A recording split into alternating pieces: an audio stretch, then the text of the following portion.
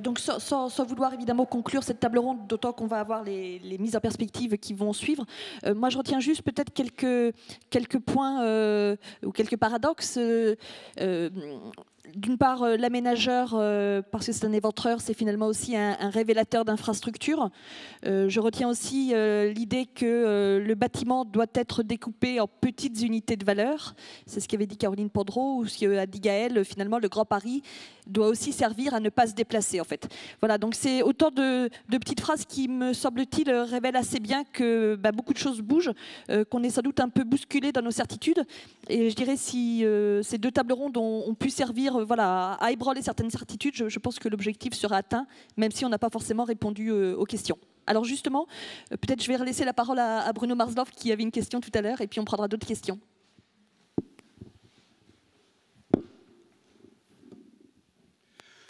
Bruno Marsdorf, sociologue, Chronos. En effet, j'avais une question qui me brûlait les lèvres lors de la précédente table ronde, mais elle vaut tout autant pour cette table ronde. La chute de Gaël, c'était préparer la gouvernance par la donnée de la métropole. Et vous avez eu tout à fait raison de souligner cette espèce d'oxymore des émergences camouflées ou d'une infrastructure qui peut en cacher une autre. Il y a en effet le surgissement de la data qui est massif, qui est monstrueux et qui est manifestement relativement peu pensé et qui soulève toute une série de questions sur la détention de la data. Donc vous, comment est-ce que vous interprétez, mais peut-être que Gaël pourra aussi répondre, sur comment prépare-t-on la gouvernance par la data de la cité, puisque c'est véritablement ce qui est en train de se préparer.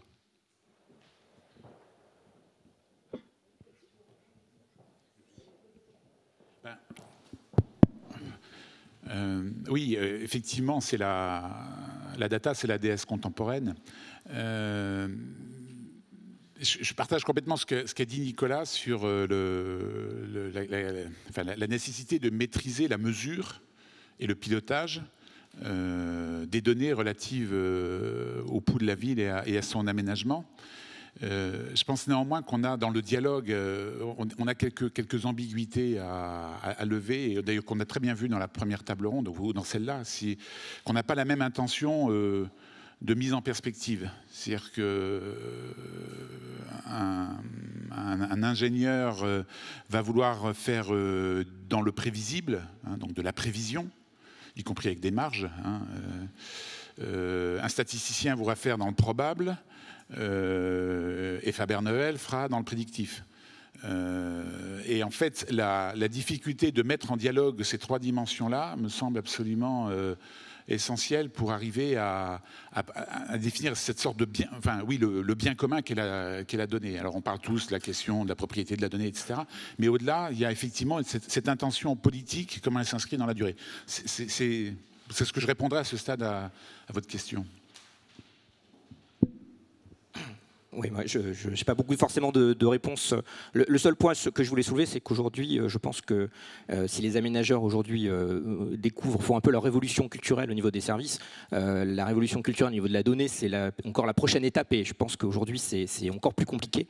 Et je pense que les aménageurs n'y arriveront pas, en tout cas sans l'aide précieuse des collectivités, mais qui ont sans doute un rôle clé à jouer dans l'organisation de cette gouvernance de la donnée. Après, j'enfonce peut-être une porte ouverte et je laisse la parole à Gaël pour peut-être préciser.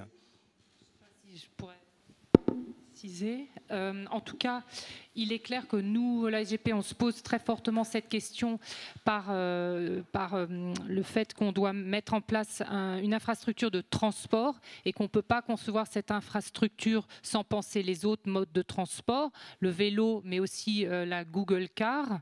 Donc on est obligé de se dire qu'à un moment, on pourra assurer un service de transport de bout en bout que si on a l'ensemble des données sur les parcours possibles. Et ça, numériquement aujourd'hui, c'est possible puisqu'on a le temps réel et la géolocalisation. Encore faut-il avoir accès à ces données temps réel et géolocalisées. Le premier problème qui se pose à la Société du Grand Paris, c'est que, comme je l'indiquais, elle construit l'infrastructure, mais elle ne va pas la gérer ni l'exploiter.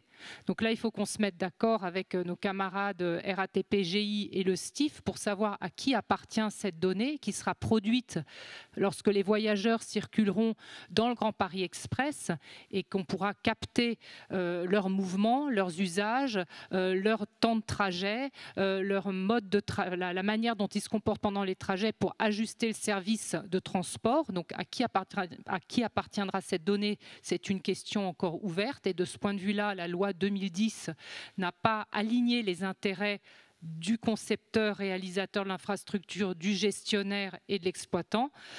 Et deuxièmement, le gros autre problème qui se pose, c'est que, en effet, on considère que notre réseau Grand Paris Express est un gigantesque iPhone. Si en plus la SGP fait des projets d'aménagement, elle peut, en lien avec les collectivités, les aménageurs, créer des occasions supplémentaires de capter des données plus tard lors de l'exploitation. Encore faut-il là aussi pouvoir se mettre en tant que réalisateur de l'infrastructure dans la position de l'exploitant, ce que nous ne serons pas, à la fois au niveau des opérations urbaines et puis du Grand Paris Express. Et pour autant, on se demande comment mettre des capteurs dans le béton, parce que là, ce qu'on peut faire maintenant, nous, c'est doter, truffer toutes ces infrastructures de capteurs physiques qui vont pouvoir permettre d'acquérir ces données parallèlement à ce que fait Google quand on se connecte via la 4G ou le Wi-Fi à Internet, ou parallèlement à ce que capteront les opérateurs mobiles. Donc on se pose bien la question de savoir comment on pourra acquérir des données de manière unique, de façon à disposer d'une richesse supplémentaire, monnayable comme il se doit, entre guillemets, et puis surtout qui nous mettent en capacité d'ajuster le service rendu dans le transport, mais peut-être aussi dans les services publics.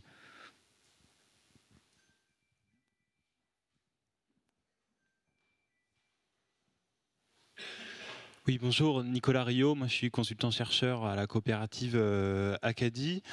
Moi j'avais une réaction, enfin pour le dire de manière un peu provoque, j'en ressors presque déçu de ces deux tables rondes. J'étais venu hyper enthousiaste en me disant ah mais c'est intéressant, ça montre que l'immobilier est en train de devenir une infrastructure comme une autre et on se dirige vers une intégration entre l'investissement, la construction d'un côté et l'exploitation de l'autre. Et puis chacun les uns après les autres, vous venez démonter cette idée-là, Eiffage en disant mais nous on n'a pas du tout vocation à devenir un opérateur de service, la SGP en disant mais nous on construit le réseau mais de toute façon on ne sera pas exploitant. Vous dites c'est impossible d'intégrer les services dans un bilan d'aménagement. Voilà, donc en entendant tout ça, est-ce qu'il faut définitivement rejeter cette idée que l'immobilier peut devenir une infrastructure comme une autre, ou avec cette intégration entre construction et exploitation? Et puis je trouve surtout ça repose derrière la question de la place de la collectivité, qui est quand même la grande absente de cette matinée, et pourtant la plus à même de jouer ce rôle d'intégration entre l'aménagement et les services, ne serait-ce qu'avec l'obligation qu'elle a aussi en termes de continuité des services publics et des services urbains. Peut-être effectivement... Pour préciser, alors oui, effectivement, j'ai dit qu'aujourd'hui c'est impossible de financer des services sur un bilan d'aménagement. Pour autant, les opérateurs de l'aménagement peuvent développer des activités connexes. Voilà, donc, et c'est des choses aujourd'hui qui se font déjà, c'est-à-dire qu'aujourd'hui on voit quand même, pour aller un tout petit peu dans votre sens, que les lignes bougent. On a aujourd'hui des aménageurs type SEM qui ont développé, ça existe déjà d'ailleurs parfois depuis assez longtemps, des activités d'exploitation de réseaux de chaleur. Je pense par exemple à la Serme à Montpellier. Ça peut être aussi le développement de l'investissement photovoltaïque. Et donc il y a quand même des intégrations qui se font. Après, elles se font. Voilà, on n'a pas forcément réaplatit complètement la chaîne de valeur, mais en tout cas, il y a des mouvements qui se font. Et aujourd'hui, moi, j'ai plus justement soulevé des difficultés, des freins, qui sont aujourd'hui d'ordre réglementaire. Hein. Voilà, le code du urbanisme, il est ce qu'il est, le code de l'énergie, il est ce qu'il est. Rien ne dit que les lignes ne vont pas continuer à bouger si des assouplissements ou des modifications réglementaires s'opèrent.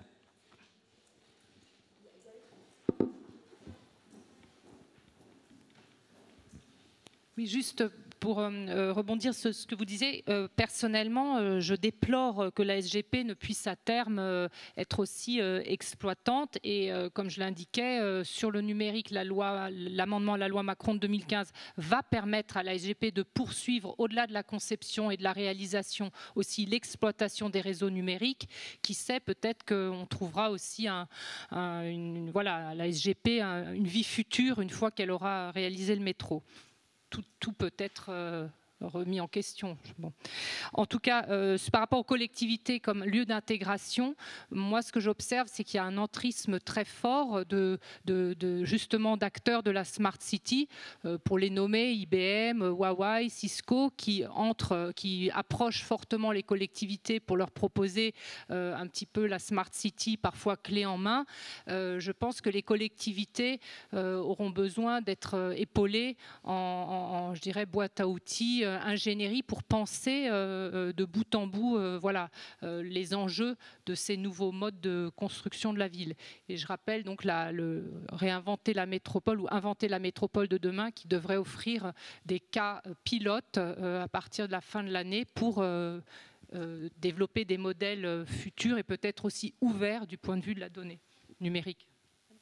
Le fait que la SGP ait été autorisée à devenir exploitant du réseau numérique, est-ce qu'il y avait d'autres candidats possibles à ce rôle ? Oui, tout à fait.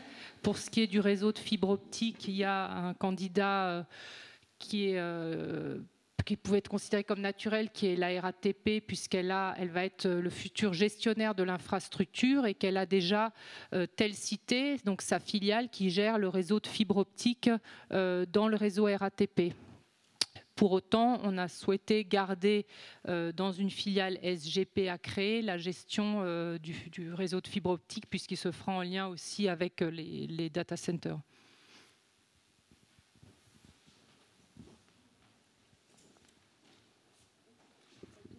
S'il n'y a pas d'autres questions, je vous propose de toute façon qu'on enchaîne sur l'intervention de Jean-Pierre Duport. Merci Isabelle, et c'est moi qui vais prendre le relais.